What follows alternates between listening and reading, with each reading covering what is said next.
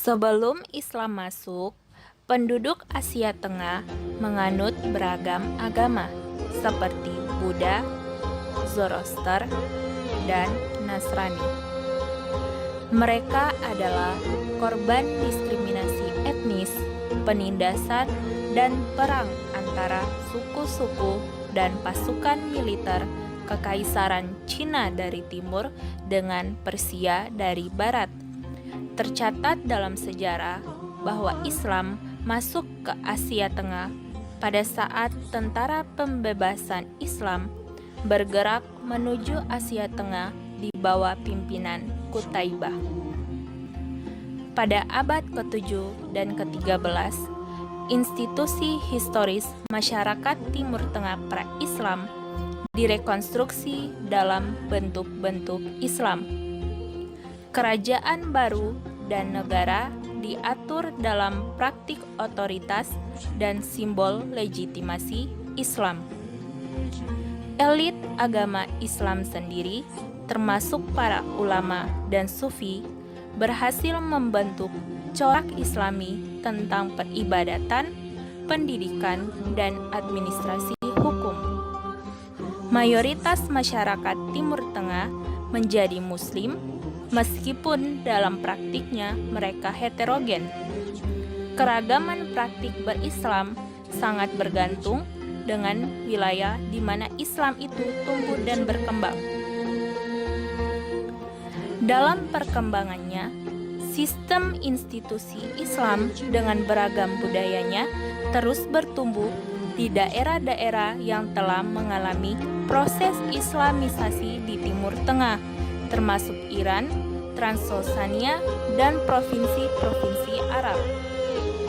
Dari abad ke-7 sampai abad ke-19, masyarakat Islam berdasarkan interaksinya dengan budaya lokal dan pengaruh Timur Tengah juga mulai berkembang di Anatolia dan Balkan, Inner Asia termasuk juga Asia Tengah, Asia Selatan, dan Asia Tenggara. Namun, sayangnya pada abad ke-18 dan ke-19, perkembangan sistem global Islam terhalangi oleh keberhasilan Eropa secara ekonomi dan politik. Kaitannya dengan Asia Tengah, wilayah ini telah menjadi kekuasaan Kekaisaran Rusia dan berlanjut pada cengkraman Uni Soviet. Perjuangan kemerdekaan masyarakat Asia Tengah tidak terbendung akibat kemarahannya terhadap kaum kolonialis Rusia. Mereka menyalurkan aksi perlawanannya kepada perwakilan pemerintah Moskow di Kazakhstan. Gerakan massa yang memprotes kezaliman Rusia ini selalu dikepalai oleh kalangan ulama dan sufi. Sebagai contoh, adalah pemberontakan kecil yang dikenal dengan pemberontakan Avtobachi pada tahun 1875 sampai 1876 yang dipimpin oleh Mahtum Avtobachi, dan gerakan perlawanan yang paling menonjol yaitu pemberontakan di Lembah Fergana tahun 1898 yang dikenal dengan pemberontakan Duksi Ihsan. Pemberontakan Duksi Ihsan menjadikan pemerintah Rusia memperlakukan sufisme dengan kecurigaan yang luar biasa.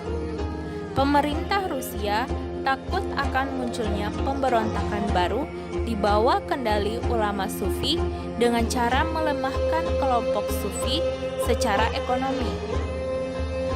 Kekuatan sufi di Asia Tengah ini tampak dari keberadaan makam tokoh Naqsabandia yaitu Baha al-Din.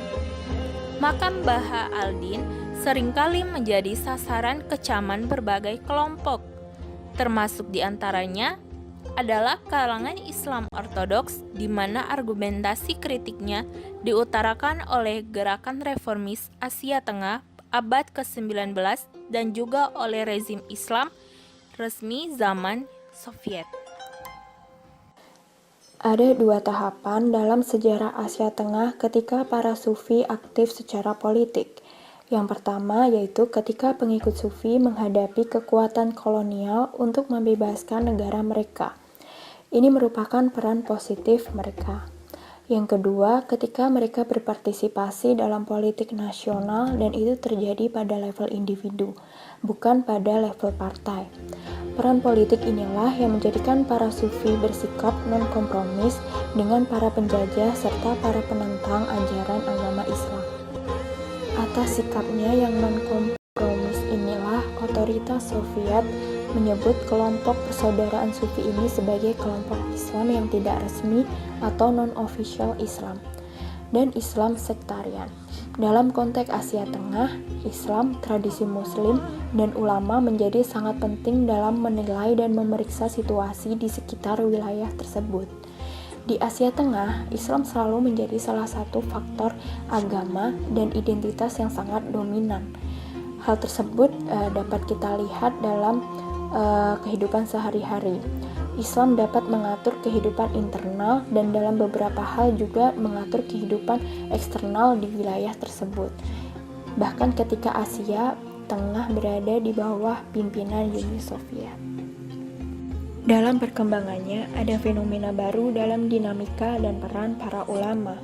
Ada perubahan mentalitas dan gerakan yang cukup dramatis di kalangan kelas terdidik Asia pada era abad ke-19 dan awal-awal abad ke-20. Jumlah mereka yang terdidik di sekolah gaya Eropa kian meningkat. Mereka-mereka itulah yang dalam perkembangannya menjadi benih intelektual sekunder di kemudian hari. Sekolah-sekolah bergaya Eropa itulah yang kemudian memperkenalkan gaya berpikir baru yang turut mewarnai dinamika pemikiran Islam di Asia Tengah. Sementara di pihak lain, kalangan ulama mulai cemas dengan perubahan semacam itu. Dikhawatirkan identitas Muslim di Asia Tengah lenyap seiring dengan masifnya identitas Eropa yang diusung oleh para alumni sekolah bergaya Eropa. Hal ini juga mendorong kecenderungan kian bertumbuhnya sikap konservatif di kalangan para ulama. Setidaknya ada dua kecenderungan itulah yang mewarnai pemikiran Islam modern di Asia Tengah. Dua kecenderungan itu adalah jadidisme dan khodimisme. Istilah jadidisme dan khodimisme merupakan istilah yang sangat populer di wilayah Muslim Soviet, termasuk di antaranya di beberapa wilayah Asia Tengah. Pada mulanya istilah tersebut hanya mengacu pada perbedaan cara pandang dalam metode pembelajaran dan pengajaran. Dalam beberapa literatur juga disebutkan bahwa jadidisme merupakan gerakan reformasi, terutama terkait dengan reformasi pendidikan Islam yang lama di kalangan intelektual Muslim Islam, khususnya di wilayah Uzbekistan dan Tajikistan. Kemudian pada pergantian abad ke-19 dan abad ke-20, menghilangnya pada akhir 1920-an di bawah tekanan rezim Uni Soviet. Gerakan jadidisme ini tidak saja berbicara di lingkungan akademik Kazakhstan, melainkan melampaui batas wilayahnya. Ada dua fenomena penting di penghujung abad ke-19 yang melatari munculnya gerakan jadidisme di lingkungan masyarakat Muslim yang berada di bawah bayang-bayang Rusia. Pertama, siswa Tatar. Siswa Tatar ini mengalihkan perhatian dari madrasah Bukhara. Di masa lampau, Bukhara dan Samarkand merupakan wilayah yang menjadi magnet para santri kelana untuk mendalami pengetahuan agama Islam. Bukhara dan Samarkand memiliki pengaruh yang luar biasa dalam perkembangan keilmuan keagamaan di wilayah Volga. Bersama rombongan, para pemuda Tatar berkelana dan semangat mencari pengetahuan di institusi termuka di Bukhara dan Samarkand. Namun di penghujung abad ke-19, Muslim Volga memulai mengambil jarak dengan Bukhara dan memulai belajar di sekolah-sekolah Rusia. Kedua, mulai adanya pengaruh Salafi yang datang dari Mesir dan Hijaz, khususnya setelah tahun 1890-an. Gagasan-gagasan Salafisme dari Timur Tengah mulai berhembus ke wilayah Asia Tengah. Hal ini terutama sebagai dampak dari perkembangan media cetak. Pengaruh Salafisme juga terjadi karena para siswa Tatar yang berkelana ke Damaskus, Kairo, dan Hijaz. Persentuhan mereka dengan iklim Timur Tengah juga meningkatkan pencerapan mereka akan gagasan-gagasan Salafi. Dua fenomena penting inilah yang kemudian melatar belakangi munculnya tren Islam baru di wilayah Asia Tengah sebagai bagian dari respon terhadap modernitas. Seorang ilmuwan menyebutkan bahwa setidaknya ada 3 tren intelektual Islam, yaitu fenomena religius, jadidisme, sekuler, dan reaksi kalangan tradisional atau yang disebut dengan Khodimis.